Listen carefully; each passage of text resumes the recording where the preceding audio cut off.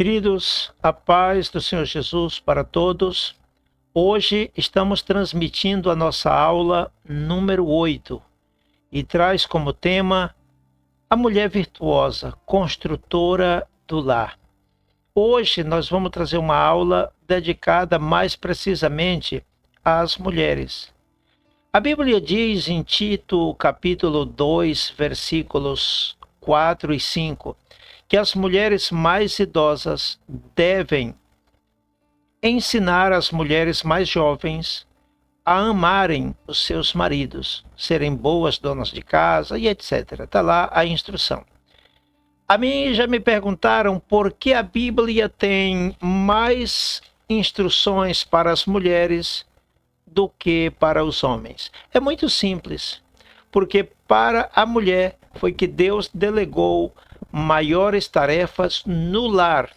O homem tem mais tarefas fora do lar, mas no lar é a mulher, é a esposa, é a mãe. Então é por isso que a Bíblia contém mais referências, mais ensinamentos para a mulher do que para os homens. Então vamos entrar em matéria. Pois bem, a mulher virtuosa é a construtora do lar. Eu costumo dizer que a mulher é obreira, a mulher é engenheira, é arquiteta, é construtora, porque foi a ela que Deus delegou a responsabilidade de construir o seu lar. Está escrito em Provérbios 14:1 que a mulher sábia edifica a sua casa, mas a nécia com as próprias mãos a derriba. Eu estou aqui lembrando que em uma ocasião eu dei a oportunidade a uma irmã diaconisa da nossa igreja para pregar, e ela pregou sobre Provérbios 14:1. Só que ela falou uma barbaridade que eu nunca esqueci. Eu quero aproveitar aqui para aconselhar as irmãs que são pregadoras, pregar a coisa certa. Eu acho bonito ver uma mulher pregando, né? Mas pregando a coisa certa. Aquela irmã leu em Provérbios 14:1, onde diz que a mulher sábia edifica a sua casa e a tola com as próprias mãos a derriba. E ela falou assim: olha, irmãos, quando Salomão escreveu que a mulher sábia edifica a sua casa, ele estava inspirado pelo Espírito Santo. Mas quando ele escreveu que a mulher tola destrói sua casa com as próprias mãos, ali ele estava na carne, ali ele não estava inspirado, não. Porque a mulher tola não existe, ela não nasceu ainda, não existe mulher tola em lugar nenhum do planeta Terra.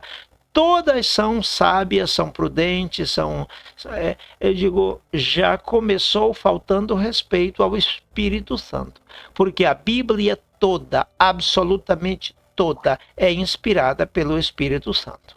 E quando a Bíblia diz que a mulher sábia edifica sua casa, a nécia com as próprias mãos a derriba, é porque existe no mundo as duas, a sábia e a que não é sábia.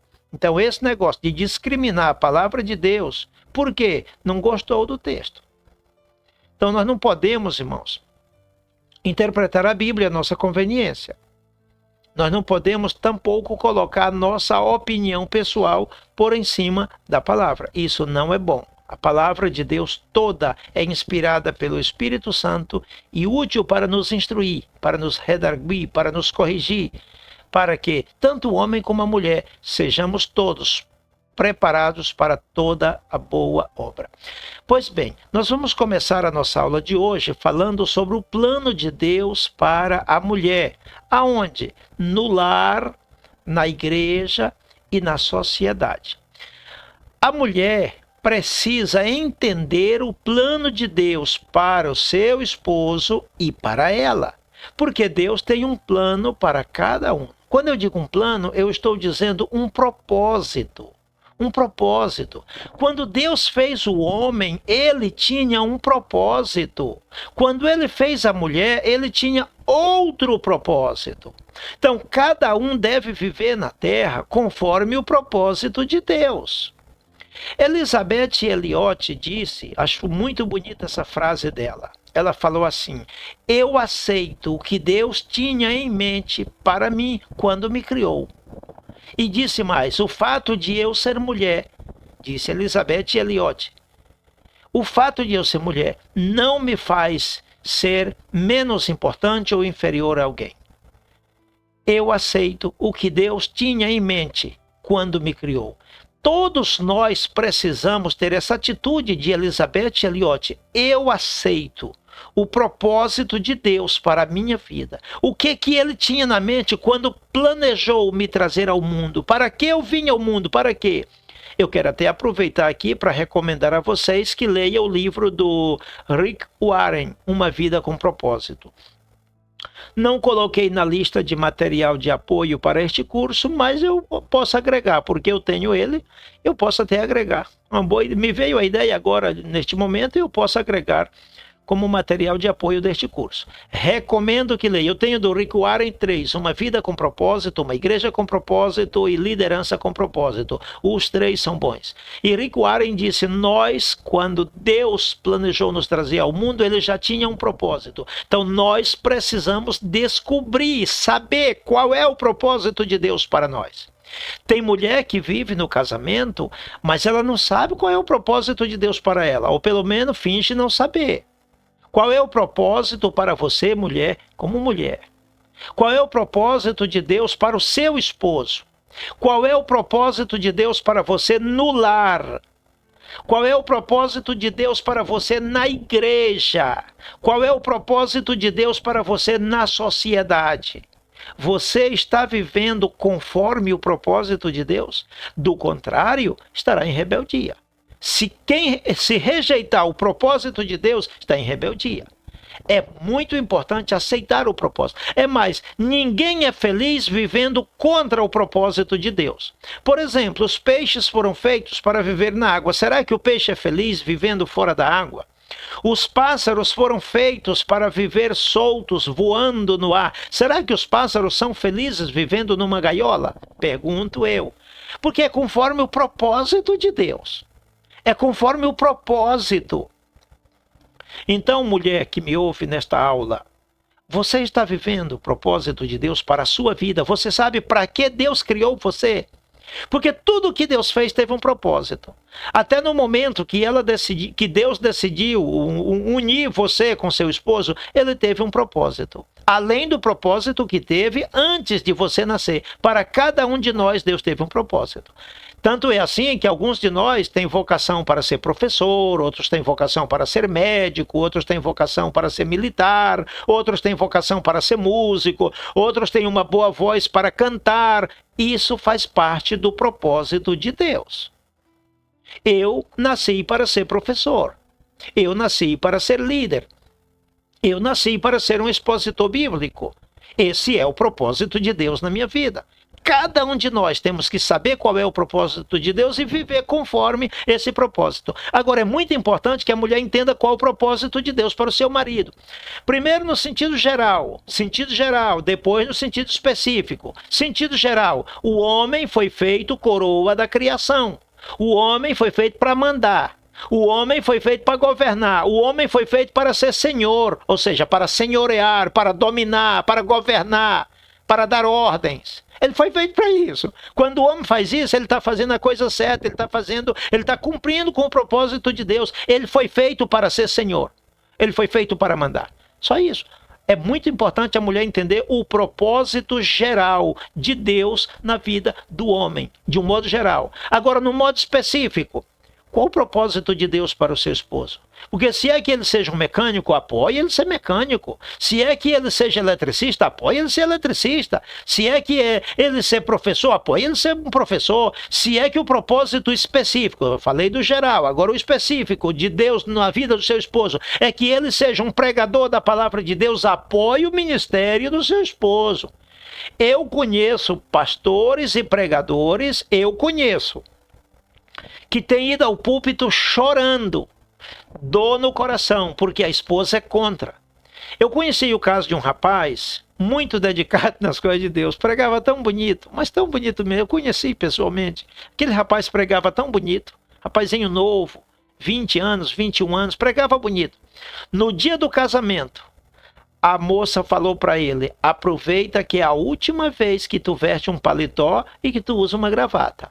Ele perguntou por quê. Disse, não quero te ver a partir de hoje. Só no dia do casamento quero te ver de paletó e gravata. Mas a partir daqui para frente, nunca mais você veste um paletó nem usa uma gravata. Ele disse, mas não estou entendendo por quê. Ele disse, porque não quero te ver no púlpito, não quero te ver pregando, não quero te ver ministrando a palavra de Deus. Ambos eram crentes. Um não era nascido na igreja, no evangelho, mas era crente desde criança. E a menina era crente nascida num lar evangélico de toda uma vida, mas ela tinha essa atitude, jogou ele no fracasso. Conheci o caso bem de perto. Isso aqui faz eu lembrar de um caso diferente, né? Eu vi o testemunho da esposa do pastor Eliseu Rodrigues. O pastor Eliseu Rodrigues é muito conhecido, vocês sabem quem é. Eu achei muito lindo o testemunho da esposa do pastor Eliseu Rodrigues. Ela dizia que ainda bem novinha, orava e pedia a Deus um esposo, só que ela dizia para Deus até a estatura, como é que ela queria, né? E ela dizia que não queria homem que gostava de futebol, nem disso, nem daquilo outro. E ela dizia que queria que Deus desse para ela um homem que andasse de paletó e gravata e que andasse com a Bíblia na mão, que fosse um pregador da palavra de Deus. Deus deu para ela o pastor Eliseu Rodrigues. Olha que coisa mais linda. Isso significa harmonia no propósito de Deus, harmonia. Agora, quando o homem é um obreiro de Deus, um pregador, e a esposa é contra, ele pode até pregar, mas coitado, com o coração quebrado, despedaçado. Eu conheço, irmãos, pregadores que vão ao púlpito chorando, e as pessoas pensam, está na unção, está no óleo. Está no óleo, está na dor, está no sofrimento, porque a esposa é contra. Isso é terrível, irmão. A mulher precisa entender o propósito de Deus para o seu esposo, e também para ela. Qual é o propósito de Deus para a mulher? Que ela seja mulher, porque tem mulher que quer ser macho. Não, irmã, não é bom a mulher ser macho. Assim como não é bom o homem ser afeminado, não é bom a mulher ser metida a macho, não. É bom que a mulher seja feminina e se comporte como tal. Eu estou dizendo isso aqui, por certo, com muita prudência, com muito carinho, com muita cautela, não quero ser agressivo, até porque ministrar para as mulheres é melhor quando uma mulher ministra, porque quando um homem ministra, muitas vezes é machista, até mesmo quando uma mulher ministra para as outras mulheres e fala sobre o dever delas como mulheres, sabe? Tem delas que dizem, você é machista, está defendendo os homens. Não, não é ser machista, não é defender nenhum gênero. Não se trata disso, se trata de andar em harmonia com o propósito de Deus. Deus fez o homem para ser macho e Deus fez a mulher para ser feminina. Entenda isso. Então, eu quero aconselhar aqui, mais precisamente as mulheres, converta-se em mestre de mulheres, porque precisa. Os casais estão indo para o barranco, assim literalmente falando.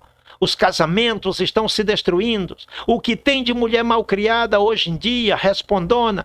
Sinceramente, eu vou falar uma coisa para os irmãos. Quando eu vejo uma mulher responder mal ao marido, não sou tua empregada. Se o marido pede, por exemplo, um café, ou pede, por exemplo, uma roupa passada, ou pede para ela pegar um botão na camisa, caiu o botão, meu amor, não sou tua empregada. Quando a mulher responde desse jeito ao marido, ela está longe do propósito de Deus. Ela está em rebeldia contra o propósito de Deus. Porque a mulher foi feita para ser uma ajudadora, uma auxiliadora, uma assistente, para que ajude o homem. Quando ela foi criada, o homem já estava criado. O homem foi criado para liderar. A mulher foi criada para auxiliar. Aí ela responde, não sou tua empregada. Ela está com isso dizendo, arruma outra que cuide de ti. Então, meus irmãos, é uma coisa que nos leva a pensar, a refletir e a meditar. Outra coisa que eu tenho visto ultimamente é as mulheres se queixando que o marido não ajuda a lavar a louça, não ajuda varrer a casa.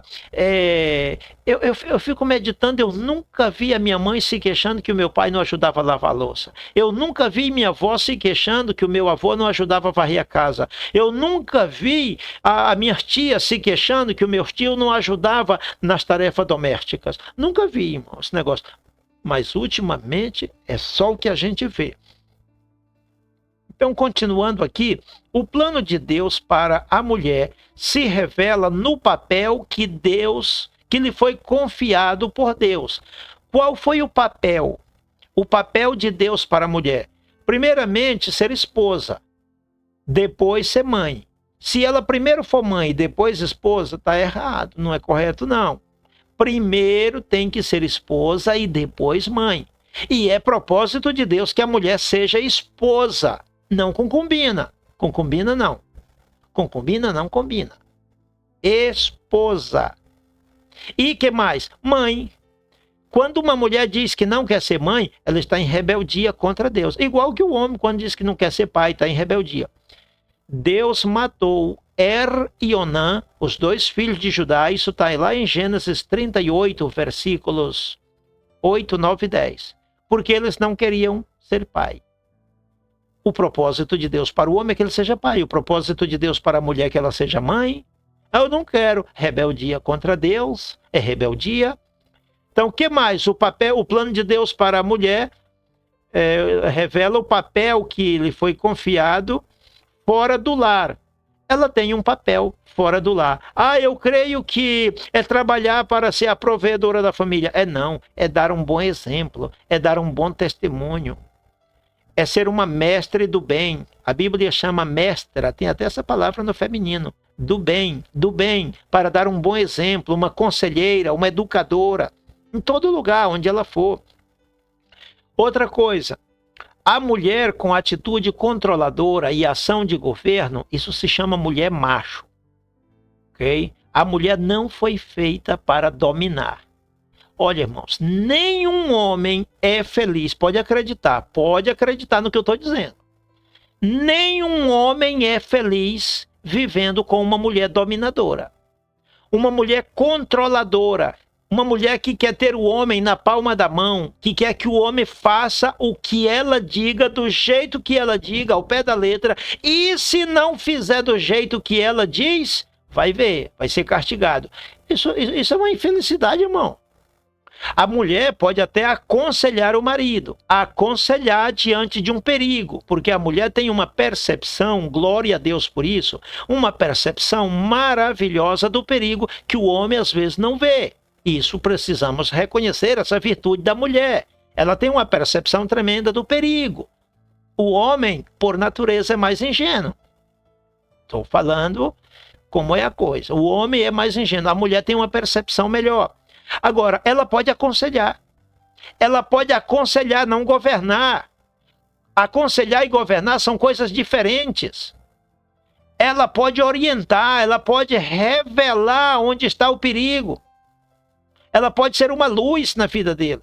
Mas mandar nele, não, meu irmão. É uma infelicidade. Não tem nenhum homem no mundo que seja feliz governado pela esposa. Não tem condição. É uma dor nos ossos. Por falar em dor nos ossos, em Provérbios, capítulo 12, versículo 4, diz assim, que a mulher virtuosa, essa palavra mulher virtuosa aparece 3 vezes na Bíblia, no livro de Ruth, 1 vez, e no livro de Provérbios, 2 vezes. São 3 vezes que aparece na Bíblia. Então, ponha cuidado. A Provérbio 12, 4 diz que a mulher virtuosa é a coroa do seu marido. Tem uma versão de Bíblia que diz que a mulher virtuosa coroa o seu marido, ou seja, transforma o seu marido em um rei. Parafraseando melhor, ela faz que o seu marido seja uma pessoa importante, distinguida, uma alteza, alguém de renome, alguém de dignidade, um distinguido. A mulher virtuosa faz com que o seu homem seja uma pessoa importante. Aí o restante do versículo, a parte B, diz assim, mas a que procede vergonhosamente, tem outra versão de Bíblia que diz, a que o envergonha, ou dependendo da versão de Bíblia, outra diz, a que o faz passar vergonha, ou a que o deixa envergonhado, é como apodrecimento nos seus ossos. Na linguagem dos médicos, é carcoma nos ossos, ou câncer nos ossos. Você sabe o que é isso? Uma coisa terrível. Só quem já sofreu de câncer nos ossos sabe a dor que é. Ou quem já viu pelo menos uma pessoa chorando, gemendo, com dor nos ossos. Uma coisa terrível. É uma coisa terrível. Então, a mulher que faz o marido passar vergonha é como apodrecimento nos ossos. Só que essa expressão, apodrecimento nos ossos, ela tem um significado mais amplo e mais profundo. Porque a palavra ossos, neste particular, não é bem o osso físico do corpo, é a alma. O texto, o que quer dizer é que dói no íntimo, faz ele sofrer no íntimo, na alma, no mais profundo do seu ser. É isso que o texto bíblico nos quer dizer. Então, a mulher virtuosa é como a mulher virtuosa coroa o seu marido, transforma ele num homem importante. A que não é virtuosa é como apodrecimento nos ossos, faz ele sofrer, faz ele chorar, faz ele lamentar, faz ele gemer, faz ele perder o sono, faz ele ficar desnorteado, desorientado, sem planos. Ela destrói tudo, destrói o ministério dele, destrói os planos, destrói os projetos, destrói os sonhos dele. E isso é apodrecimento nos ossos. Então, queridos, consequências do movimento feminista moderno. Será que eu falo isso aqui? Não, eu não vou falar sobre esse ponto. Mas no livro que eu mandei para vocês, já está lá no grupo, material de apoio. Pode ler esse livro, que é matéria essencial, se chama Mulher Virtuosa, assim se chama, já está lá. E está explicado com detalhes essas consequências. Queridos, são coisas terríveis. Aí eu procurei colocar apenas alguns pontos, mas não detalhados. Só que no livro está detalhado. Porque esse movimento tem trazido maior número de mulheres promíscuas. Ela diz, o corpo é meu, faço do meu corpo o que eu quiser e não tenho a quem prestar conta. Promiscuidade. Maior número, maior quantidade de divórcios. Porque ela diz, olha, o homem você se vira para o seu lado, eu me viro para o meu. Então, divórcio.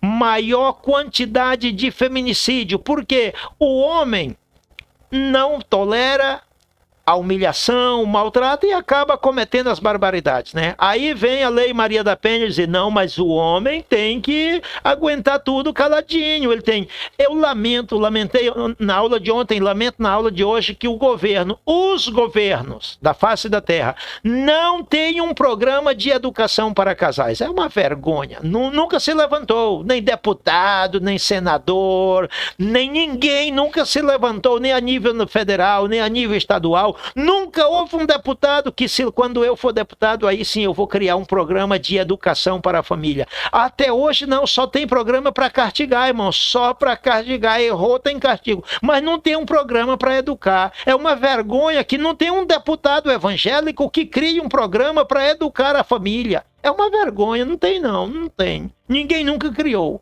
mas eu vou criar quando eu chegar lá na Câmara. Eu vou criar um projeto de lei, um programa especial para educar famílias.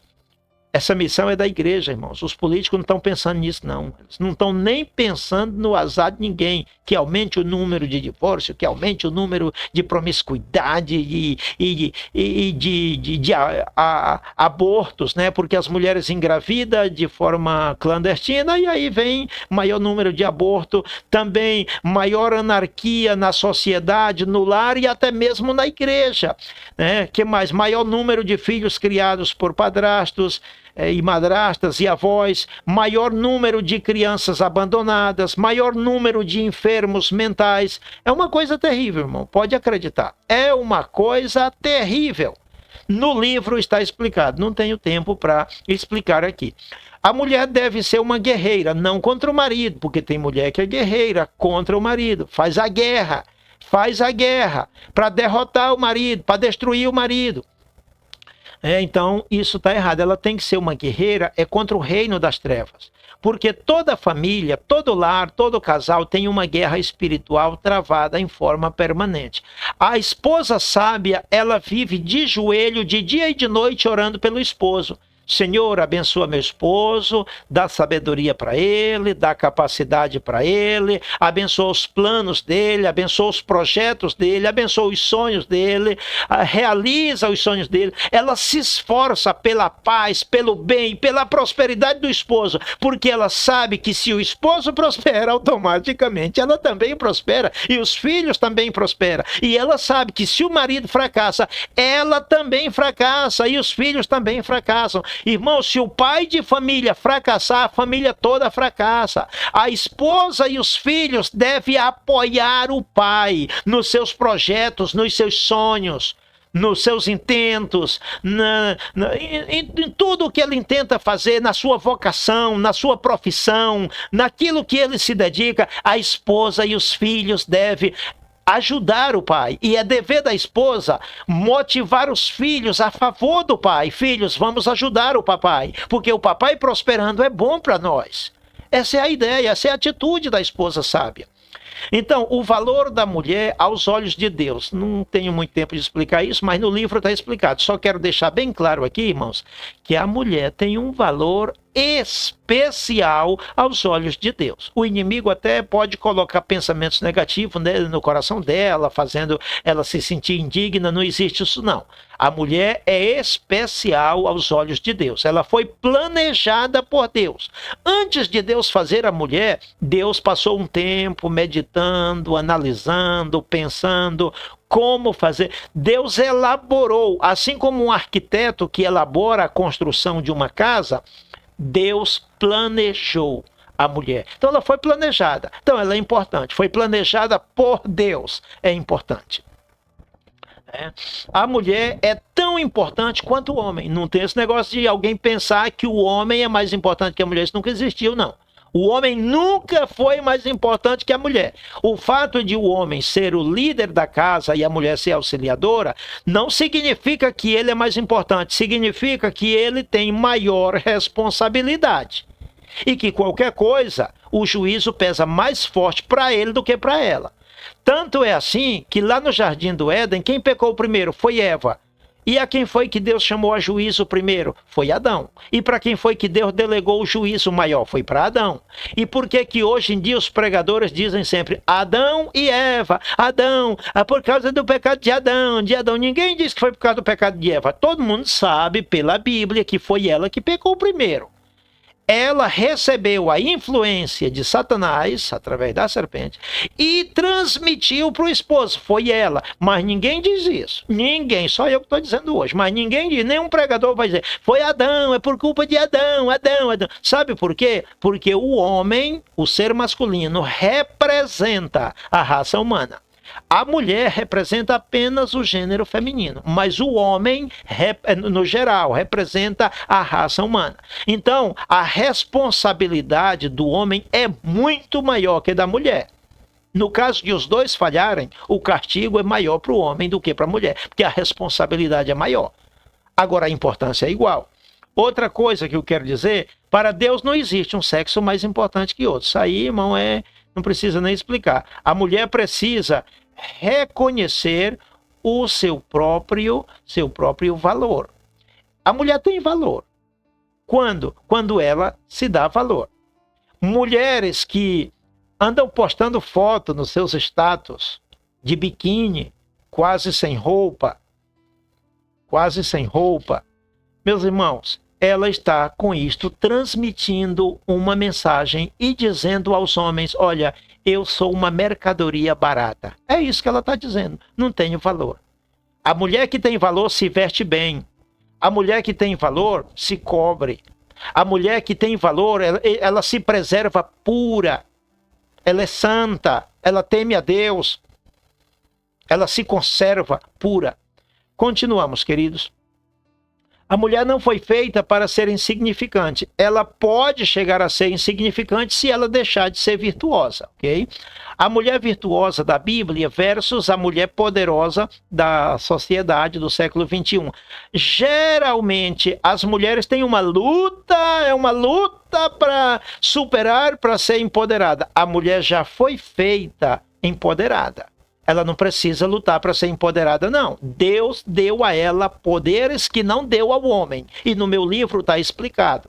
Está explicado os detalhes. Leia que você vai ver. A mulher já foi feita poderosa. Para o homem, Deus deu autoridade. Para a mulher, Deus deu poder. Que é diferente. Autoridade e poder não é a mesma coisa. Só para você entender que autoridade e poder não é a mesma coisa, o fiscal de trânsito ele tem autoridade Vem uma carreta, ele não tem o poder de deter uma carreta que vem em alta velocidade, mas ele tem a autoridade com a voz de mando, mandar o motorista parar e o motorista obedece. Então ele tem autoridade, ele não tem poder. A mulher tem poder. O homem tem autoridade, a mulher tem poder. Agora, ela precisa ter cuidado para não usar esse poder para destruir a autoridade do homem. Ela deve usar esse poder para fortalecer mais e mais a autoridade do marido. Concluindo, o rabino Ravi Yaakov disse uma coisa que eu achei muito interessante. O rabino Ravi Yaakov disse assim, está escrito no Talmud, literatura dos judeus.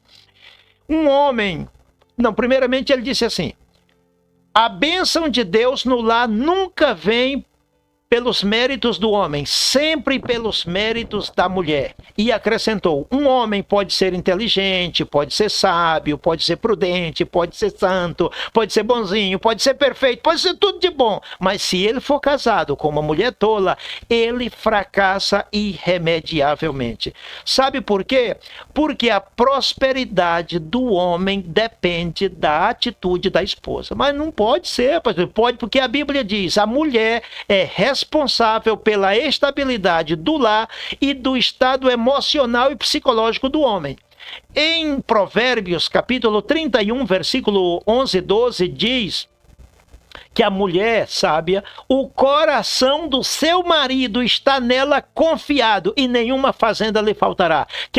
Que significa isso? Significa que ela transmite ao marido estabilidade emocional. Tem homem que está lá no emprego e está preocupado com medo de que a esposa esteja com outro, porque muitas, enquanto o marido está trabalhando para botar o sustento dentro de casa, realmente ela está com outro, enquanto o marido está trabalhando para botar o sustento dentro de casa. É feio dizer isso? É, mas em Provérbios, capítulo 30 e versículo 20, está escrito isso, por isso que eu estou falando. Memorize a referência, Provérbio 30, 20. Fala disso. Então, o homem precisa estar lá no seu emprego, mas ele ter paz, ter tranquilidade, saber que a sua esposa é fiel, saber que a sua esposa é honesta, saber que a sua esposa é de confiança. Isso gera nele estabilidade e, consequentemente, prosperidade. Queridos, vamos parar por aqui. Tem ainda muitas coisas para falar. Leia no livro, o livro se chama Mulher Virtuosa e não vou ter tempo de explicar aqui, ok? Deus abençoe a todos. Olha que coisa mais linda aqui. Principais bases que sustentam o matrimônio: o amor, o respeito, a reciprocidade, o perdão, a humildade, a sabedoria, a responsabilidade, que não aparece na lista, mas é lógico que é preciso. Então eu quero somente agradecer, tá? Olha só quanta coisa que ficou faltando falar. Mas você vai ler no livro 4 coisas que toda mulher deveria saber. Olha, irmão, não vou falar não aqui, mas está no livro, você vai ler os detalhes. Como construir e manter um relacionamento saudável com o esposo. Você lê lá, ok? Queridos, eu quero de coração agradecer a todos, homens e mulheres que estiveram conosco. A minha recomendação para as mulheres é o seguinte: irmãs que estão fazendo este curso, converta-se em conselheiras terapêuticas para ajudar casais. Oriente as mulheres a se comportar como mulheres, a amar o marido, respeitar o marido, elogiar o marido, ajudar, respaldar, apoiar a vocação do marido, seja ele vocacionado para o ministério eclesiástico ou para o trabalho secular, mas que ela apoie a vocação dele, porque se a mulher combater a vocação do marido, ele fracassa. E se ele fracassar, ela fracassa também. Eu finalizo com este conselho. Deus abençoe a todos, na paz do Senhor Jesus.